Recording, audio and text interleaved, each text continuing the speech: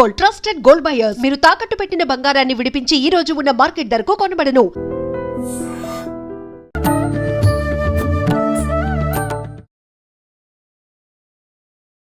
నమస్కారం, welcome to I dream. ధర్మ మార్గం విత్ విజిత కార్యక్రమానికి స్వాగతం. ప్రస్తుతం మనతో పాటు ఉన్నారు ప్రవీణ్ కుమార్ శర్మ గారు. ఇప్పుడు వారితో మాట్లాడి మరిన్ని మంచి మంచి విషయాలు తెలుసుకునే ప్రయత్నం చేద్దాం.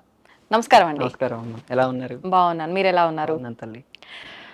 సాధారణంగా మనం ఎప్పుడు మాట్లాడుకునే విషయాలైనా కూడా అంటే ఒక్కొక్కసారి ఒక్కొక్క విశేషంతో కూడి వస్తుంటాయి కాబట్టి మళ్ళీ మాట్లాడాల్సి వస్తుంది. అదేంటి అంటే మనకి ఈ ఆషాఢ మాసంలో వచ్చే విశేషమైన రోజుల్లో సంకష్టహర చతుర్థి కూడా ఒక విశేషమైన రోజు. మామూలుగా ప్రతి నెల ఆచరిస్తూ ఉంటారు కొంతమంది ఒక్కసారో రెండు సార్లు వాళ్ళ కామ్యాన్ని బట్టి వాళ్ళ ఒక సంఖ్య అని పెట్టుకుని అలా ఆచరిస్తూ ఉంటారు. అంటే కొంతమంది పూజా విధానం లాగా, కొంతమంది వ్రత విధానం లాగా రకరకాలుగా చేస్తూ ఉంటారు. మరి ఈసారి వచ్చిన ఈ సంకష్టహర చతుర్థికి ఏదైనా విశేషం ఉందా? ఆ రోజు ఎటువంటి విధానాలు ఆచరించాలో తెలియజేయండి. తప్పకుండా తల్లి. సంకష్టహర చతుర్థి అనే వ్రతమే అద్భుతమైన వ్రతం తల్లి. నేను కొంతమంది జీవితాల్లో అప్పులు తొలగిపోవటం, వాళ్ళ వరకు పీకల వరకు ఉన్న అప్పులు సడన్గా పోవటం కూడా నేను గమనించిన సందర్భాలు ఉన్నాయి. ప్రత్యక్ష సాక్షి నేనే. అవునా? అంటే ఎక్కువగా రుణ బాధలకు సంబంధించి ఫలితం ఉంటుంది. అవును. సంకష్టహర చతుర్థి వ్రతం అద్భుతమైన వ్రతం తల్లి. కొంతమంది జీవితాల్లో అలాంటి అద్భుతాలు జరగటం నేను చూశాను. ప్రతి సంవత్సరం వచ్చేటువంటి భాద్రపద మాసంలో వచ్చే కృష్ణ చతుర్థికి ప్రాధాన్యత ఎక్కువగా ఉంటుంది. అంటే నెక్స్ట్ వచ్చేటువంటి, ఇప్పుడు ఆషాఢ మాసం కదా, నెక్స్ట్ వచ్చే మాసంలో ప్రాధాన్యత అంటే నెక్స్ట్ శ్రావణం తర్వాత భాద్రపదంలో వచ్చేటువంటి ఈ కృష్ణ చతుర్థికి ప్రాధాన్యత ఎక్కువగా ఉంటుంది. ఓకే, అంటే ఏం ప్రాధాన్యత అప్పుడు? సాధారణంగా ఏంటంటే ఆ రోజే ఈ వ్రతం మొదలైంది. అంటే కొత్తగా చేయాలనుకున్న వాళ్ళు ఆ రోజు ఆ మాసం నుంచి మొదలు పెట్టొచ్చు. 2 చెవితులు వస్తాయి మనకు, మీకు తెలిసిందే. శుక్ల చవితి, కృష్ణ చవితి. కృష్ణ చవితిని సంకటహర చతుర్థి అని, దాన్ని వరదా చవితి అని పిలుస్తారు. ఈ చవితిని పూజ చేయటం మొదలు పెట్టిన వారు ఎవరు అంటే, ఈ సంకటహర చతుర్థిని మొట్టమొదటగా ఎవరు చెప్పారంటే శివుడే చెప్పాడు తల్లి. ఎవరికి చెప్పాడు? పార్వతీదేవికి చెప్పాడు. ఓకే, అంటే ఆవిడకు ఏ ఉద్దేశంతో వివరించాడు ఆయన? దాని కథ మొత్తం చెప్తాను. 2-3 కథలు ఉన్నాయి, ఒక కథ మాత్రం చాలా ప్రాధాన్యత. దేవతలకు రాక్షసులకు యుద్ధం జరుగుతుంది. అందులో హెడ్ ఆఫ్ వ్యక్తి ఇంద్రుడు.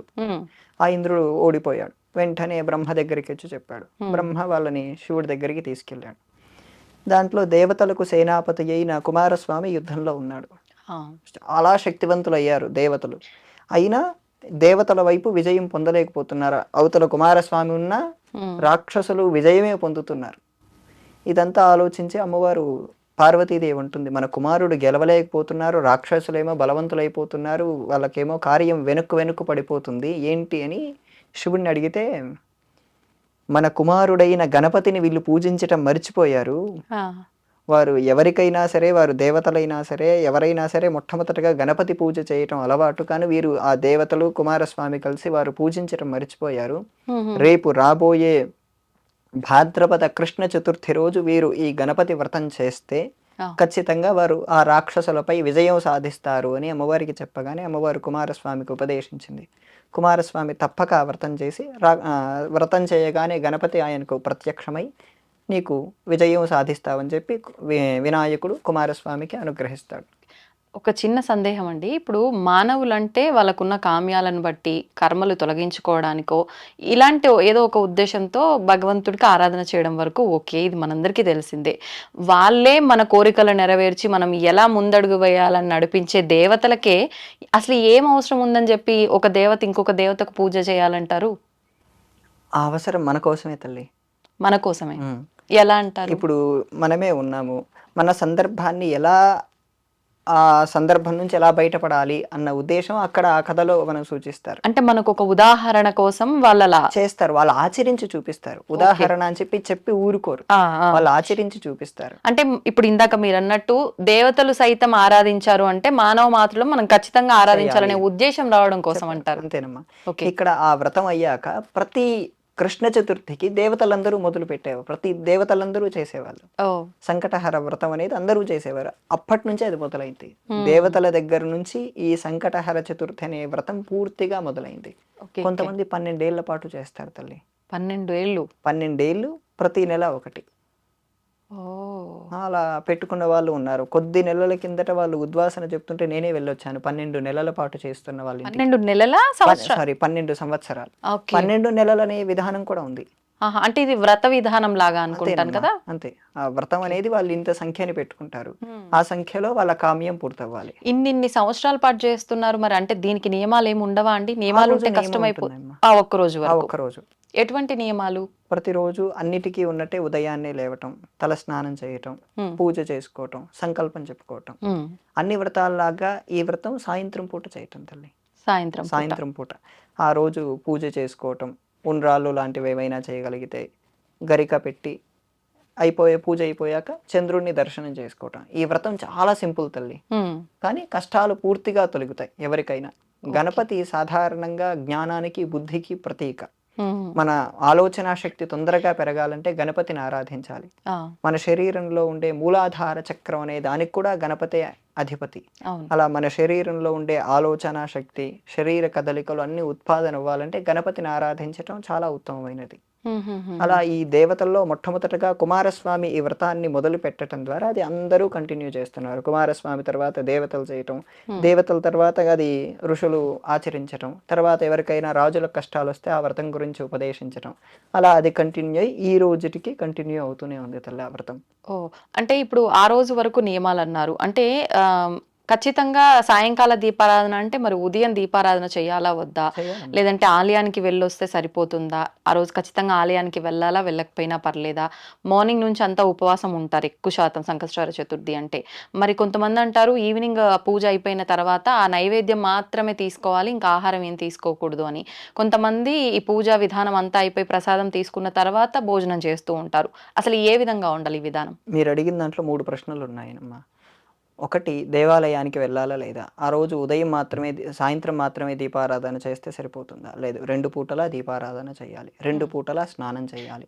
ఆ. వారు దేవాలయానికి వెళ్ళటం, వెళ్ళకపోవటం అనేది ఆప్షనల్. ఓకే.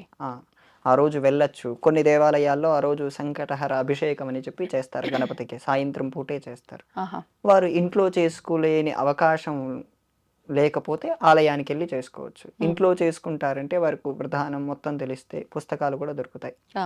దాన్ని బట్టి వారు ఇంట్లో అయినా చేసుకోవచ్చు. ఇంట్లో చేసుకుంటే చంద్రోదయం అయ్యేంత వరకు ఆ పూజ జరగాలి తల్లి. అంటే ఎప్పుడు మొదలు పెట్టినా అప్పటి వరకు అది కంటిన్యూ అవుతూనే ఉండాలా?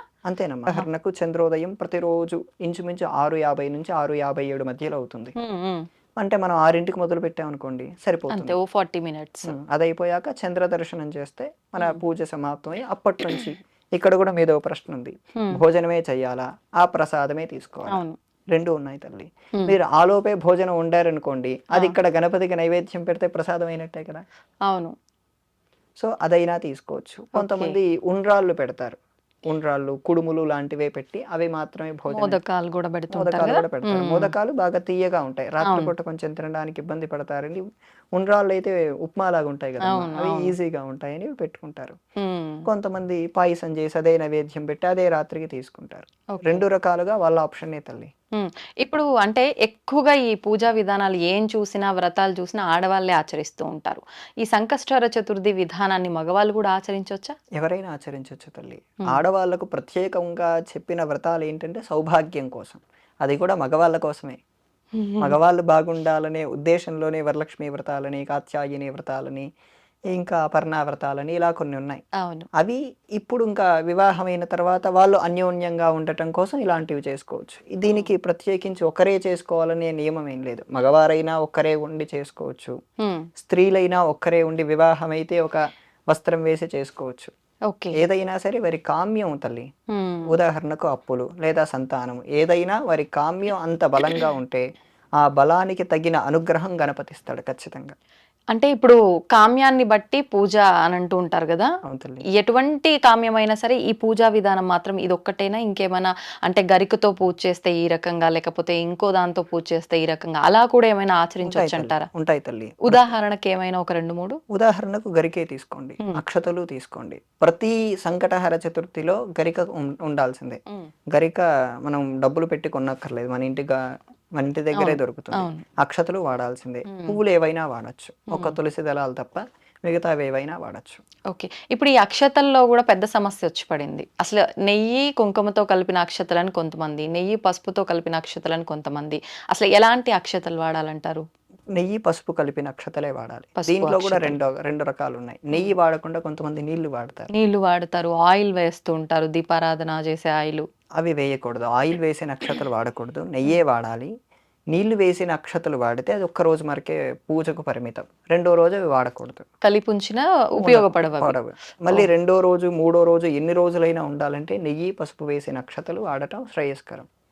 మనం మహారాష్ట్ర లేదా ముంబై అటువంటి ప్రాంతాలకు వెళ్ళారనుకోండి, గణపతికి అందరూ సింధూరం పూస్తారు. మీరు కాశీ వెళ్ళారనుకోండి, అవును, కాశీలో హనుమంతుడి సింధూరం కలర్ లోనే కనిపిస్తుంటాయి గణపతి విగ్రహాలు కూడా. కారణం ఏంటంటే అక్కడ సింధూరం కూడా గణపతికి ఇష్టమైన దానిగానే పెట్టి సింధూరంతో కూడా గణపతికి పూజ చేస్తారు. అంటే అది ప్రాంతీయ ఆచారం అనుకోవచ్చా? శాస్త్రాచారమే. మరి ఇప్పుడు మనం కూడా ఆచారం ఇక్కడ పాటించవచ్చు? అవసరం లేదు, మనకంటూ ఒక విధానం ఉంది ఇప్పుడు. ఎందుకంటే వాళ్ళకి అక్కడ ప్రాధాన్యత అలా ఇచ్చారు వాళ్ళు.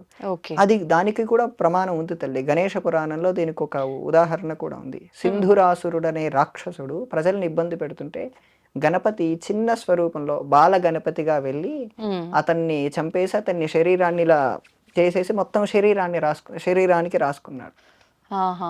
అప్పటి నుంచి అది సింధూరంగా వచ్చేసింది తల్లి. Okay okay. అలా సింధూరం పెట్టి గణపతి ముందు ఓ చిన్న తమలపాకు వేసి ఈ సింధూరంతో అర్చన చేసి పెట్టుకున్న ఖచ్చితంగా విజయం లభిస్తుంది. ఓకే. ఇప్పుడు ఈ విధానం అంతా ఆచరించాలి అని అంటే పసుపుతో గణపతిని చేసుకొని చేయాలా, లేదంటే మామూలుగా ఇంట్లో జిల్లేడుతో గణపతి కానివ్వండి, రకరకాల గణపతి పెట్టుకుంటారు, అలా ఉన్న దానికే మనం దీపారాధన చేసుకుంటే ఇదంతా చేస్తే సరిపోతుంది అంటారా?